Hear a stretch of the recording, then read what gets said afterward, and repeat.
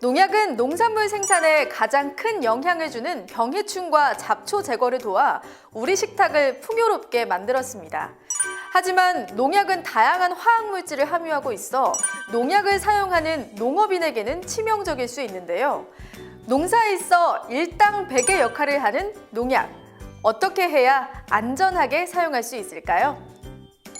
농약에는 발암성, 생식독성, 급성독성을 가진 다양한 화학물질들을 함유하고 있는데요.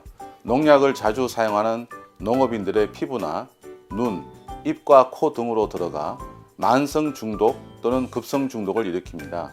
만성 중독은 암, 호흡기 질환, 치매, 망막 변성과 같은 병을 유발하고, 급성 중독은 두통, 피부 발진, 경련 등의 증상을 보여 심하면 농업인의 생명을 앗아가기도 하는데요. 이렇게 위험한 농약 중독을 예방하는 가장 기본이자 핵심은 바로 농약에 우리 몸이 노출되지 않도록 하는 것입니다. 농약 접촉과 흡입을 최소화하는 농약 살포 방법. 그 답은 바로 이 보호구 착용인데요. 농약은 피부를 통해 가장 많이 흡입됩니다. 따라서 우리 몸을 보호하는 최선이자 최고의 방법은 바로 이 보호구를 올바르게 착용하는 것입니다. 보호구는 먼저 몸 전체를 덮어주는 방제복 또는 방수 기능이 있는 우의 등을 입습니다. 그리고 흡착제 성분이 있고 코와 입 주변에 완전히 밀착하는 마스크를 쓴 후 충격을 막고 농약이 튀는 것을 방지하기 위한 고글을 착용합니다. 손에는 방수 기능이 있는 고무 재질 장갑을 방제복 위로 착용하는데요. 이음새는 농약이 흘러가지 못하도록 테이핑해 줍니다. 마지막으로 장화는 미끄럼 방지와 방수가 되는 목이 긴 장화를 사용하고 방제복으로 덮어주면 농약으로부터 우리 몸을 지키는 안전한 보호구가 완성됩니다. 이렇게 잘 갖춰 입은 보호구는 농약 중독을 99% 이상 예방할 수 있다고 하는데요. 문제는 대부분의 농업인들이 불편하고 답답하다는 이유로 보호구를 착용하지 않거나 농약 살포 장비에 따라 최소한의 보호구만 착용한다는 사실입니다. 하지만 이는 목숨을 담보로 한 아주 위험한 생각인데요. 그 이유를 지금 확인해 보시죠. 수동이나 동력식 등짐형 분무기는 주로 키가 작은 작물에 농약을 살포하기 위해 사용하기 때문에 손과 등 그리고 다리 부분이 농약에 많이 노출됩니다. 따라서 농업인들은 장갑과 방수 바지만 착용하고 살포하는 경우가 많은데요. 등짐형 분무기의 경우 등짐을 메고 엎드릴 경우 농약이 흐를 수 있고, 노즐에 구멍이 날 경우 농약이 새어나와 피부에 접촉될 수 있습니다. 따라서 농약을 살포하기 전에 반드시 전신 보호구를 착용하고 농약을 희석한 다음 분무기 뚜껑이 잘 닫혀 있는지와 노즐의 상태를 확인해야 합니다.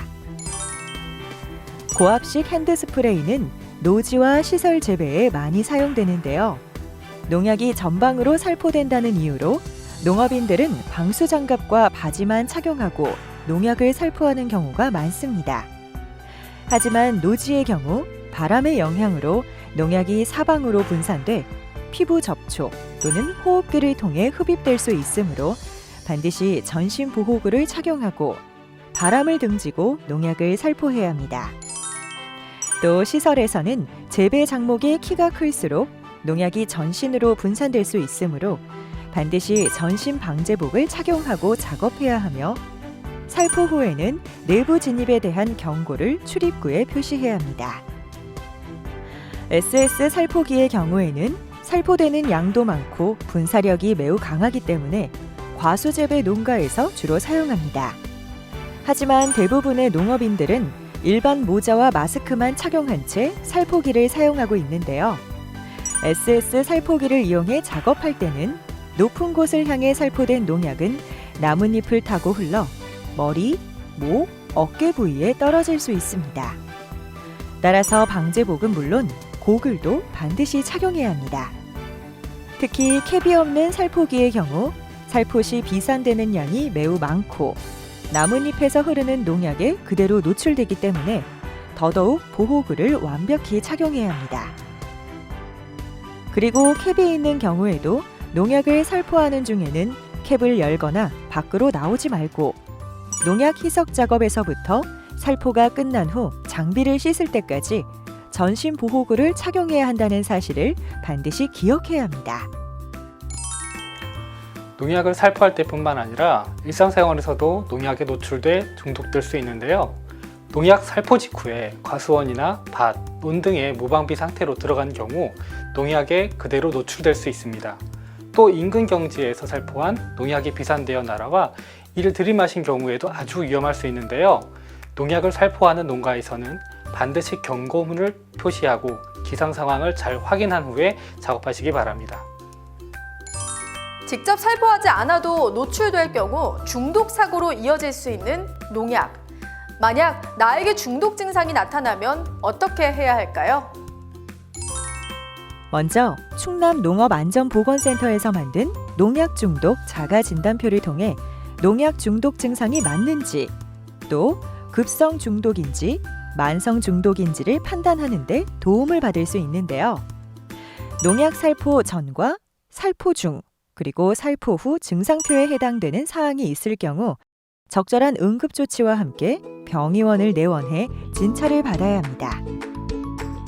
그리고 농약이 눈에 묻었을 경우에는 깨끗한 물로 15분 정도 계속 씻어낸 후 거즈를 대고 전문의를 찾아가고 옷과 피부에 묻었을 경우에는 속옷까지 즉시 갈아입고 피부에 물집 또는 수포가 잡히면 병원을 방문해 치료를 받아야 합니다.